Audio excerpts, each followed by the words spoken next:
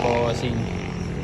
Nakalipat na nga pala tayo mga boss sa garaya namin. Bali yan lang naman yung bodega na dinilibera namin mga boss. Dito kami mismo nakagaray sa sa tabi mismo ng bodega. Yan, bali kakabalik lang din natin mga boss.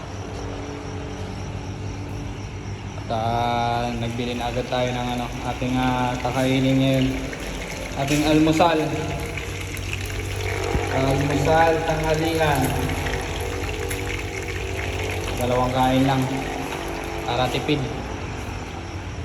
Isang gabihan, isang tanghalian, sama na almusal.